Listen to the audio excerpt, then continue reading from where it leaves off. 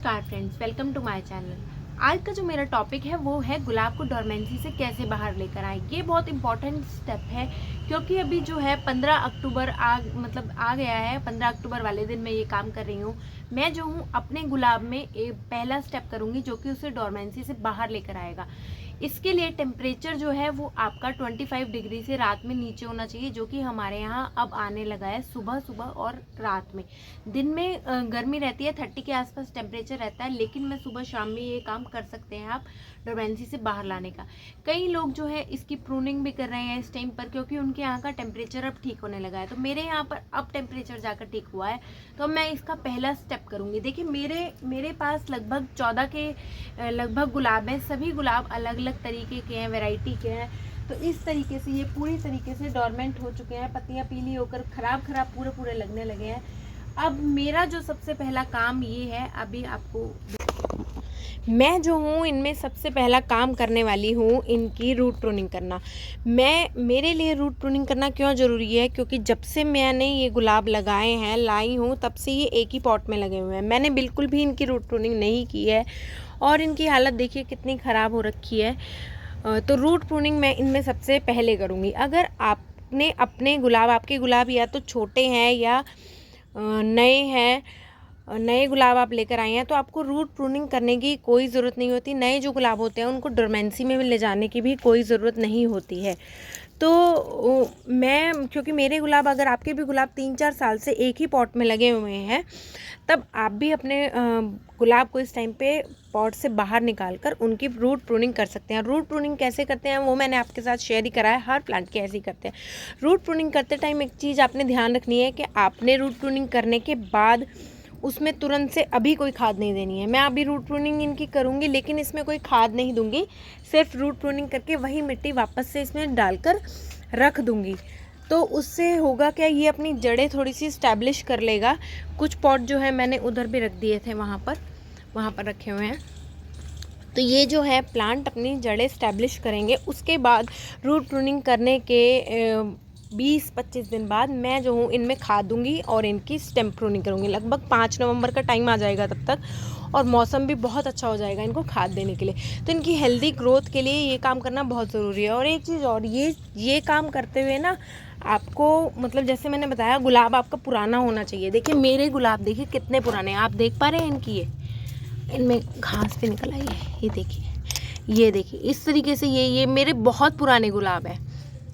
4 साल तो मेरे पास ही लगे हुए हो गए हैं इनको, 4 से 5 साल हो गए हैं।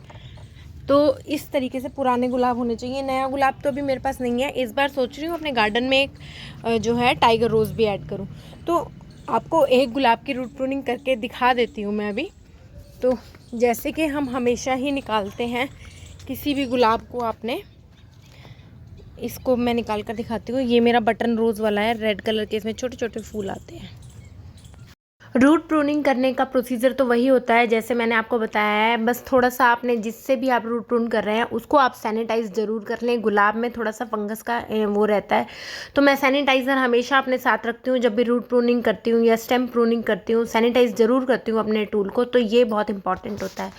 तो आपको बताती हूँ कि सबसे पहले डोरमेंसी से निकालने के लिए मैं तो सबसे पहले रूट प्रूनिंग कर रही हूँ। लेकिन अगर आपके यहाँ 25 से नीचे डिग्री टेम्परेचर चला गया है, तो अगर आपने नया प्लांट पिछले साल लिया था या 2 साल भी हुए हैं एक ही पॉट में लगा हुआ है, कोई दिक्कत नहीं है, आप उसकी स्टेम प्रूनिंग करें। और अगर आप रूट प्रूनिंग नहीं करना चाहते हैं तो आप उस ऊपर से उसकी थोड़ी थोड़ी मिट्टी निकाल दें। लगभग 6 इंच के या 4 इंच के लगभग मिट्टी निकाल कर उसमें नई सॉइल डाल दें। और इस टाइम पर आप जो है इनमें स्टेम प्रूनिंग कीजिए, और खाद भी थोड़े दिन बाद दे सकते हैं अगर आपके यहाँ टेम्परेचर ठीक होने लगा है। तो ये बिल्कुल सही टाइम है अपने गुलाब को डोरमेंसी से बाहर निकालने का। तो मेरा तो पहला स्टेप डोरमेंसी से बाहर निकालने का यही है, रूट प्रूनिंग करना। दूसरे स्टेप में मैं जो हूँ इसकी स्टेम प्रूनिंग करूँगी। स्टेम प्रूनिंग और रूट प्रूनिंग को मैं एक साथ इसलिए नहीं कर रही हूँ क्योंकि अभी मैं इसकी रूट प्रूनिंग करूँगी। रूट प्रूनिंग आप पूरी तरीके से जड़ों को बेयर रूट करके भी कर सकते हैं, लेकिन मैं उस तरीके का काम नहीं करूँगी क्योंकि उससे जो है गुलाब शॉक में चला जाएगा और हो सकता है मेरे इतने पुराने गुलाब मर भी जाएं। तो वो वाला रिस्क मैं नहीं लूँगी इनके साथ में। मैं केवल इसकी साइड से, नीचे से ये सारी रूट्स हटा दूँगी। मिट्टी बहुत रेतीली बनी होती है तो मेरी मिट्टी बहुत ही आसानी से हट जाती है। खैर वो सब हटा के बीच का जो रूट बाउल होता है वो छोड़कर, जैसे आप नर्सरी में लाते हैं उस तरीके से रूट बाउल छोड़कर मैं इसको वापस से उसी मिट्टी में लगा दूंगी, कोई भी खाद नहीं दूंगी। तो होगा क्या, ये प्लांट जो है 1 महीना 20 दिन में लगभग अपनी जड़ें स्टैब्लिश कर लेगा। उसके बाद मैं जो हूँ इसकी स्टेम प्रूनिंग करूँगी, हार्ड प्रून करती हूँ मैं इस टाइम पे इसको। स्टेम प्रूनिंग करने से ये अभी भी देखिए, जब मैं अब इसकी रूट प्रूनिंग करूँगी और जब ये अपनी जड़ों की ग्रोथ करेगा तो ये जो है थोड़ा सा जागने लग जाएगा, अपनी ग्रोथ दिखाने लगेगा, तब मैं इसकी स्टेम प्रूनिंग करूँगी। लगभग 20-25 दिन में ये मुझे अपनी कुछ नई ग्रोथ दिखाएगा।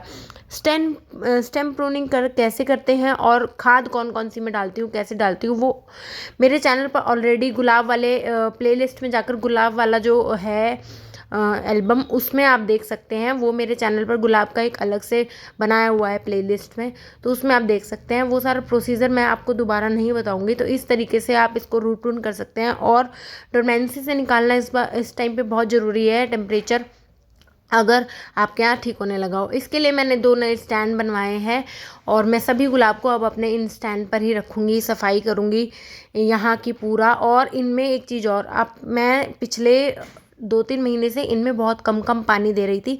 अब इनमें आपने पूरा भरपूर पानी देना है, जितना आप पानी देते हैं किसी भी प्लांट को, क्योंकि डोरमेंसी में ले जाने के लिए जो है कम पानी देते हैं। देखिए, जब मैं रूट प्रून वो स्टेम प्रून करती हूँ, इस तरीके से मोटी मोटी बेसल शूट्स मेरे प्लांट में आती है।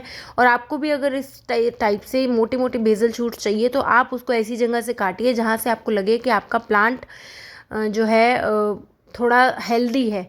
नीचे से आप उसको काटिए, ऊपर पतली पतली ब्रांचेस ना काटिए। ये मैं आपको नेक्स्ट डे का वीडियो दिखा रही हूँ, क्योंकि उस दिन काम करते करते शाम हो गई थी तो मैं शूट नहीं कर पाई थी। मैंने इनको सेट कर लिया है, पानी दे दिया था अच्छे से, देखिए। और थोड़ी थोड़ी किसी में नई मिट्टी भी भरी है। इसमें थोड़ी सी रूट्स बाहर आ गई हैं, मिट्टी नीचे बैठ गई है, मैं इसमें और मिट्टी डालूंगी। तो आप भी ये काम कर सकते हैं, इनकी स्टेम प्रून कर सकते हैं, रूट प्रून कर सकते हैं। बस इन दोनों में गैप आपने 20-25 दिन का रखना है, ये चीज़ का आप ध्यान रखिए।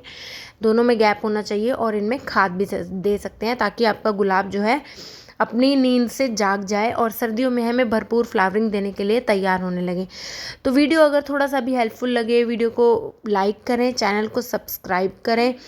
और अगर आप पुराने व्यूअर हैं तो प्लीज़ कमेंट करके मुझे ज़रूर बताइए। ये देखिए मेरा मिर्ची गुड़हल, इसमें बहुत सारी कलियाँ जो हैं बन गई हैं ऊपर, बहुत अच्छी फ्लावरिंग इसमें थोड़े दिनों बाद देखने के लिए मिलेगी। Thank you.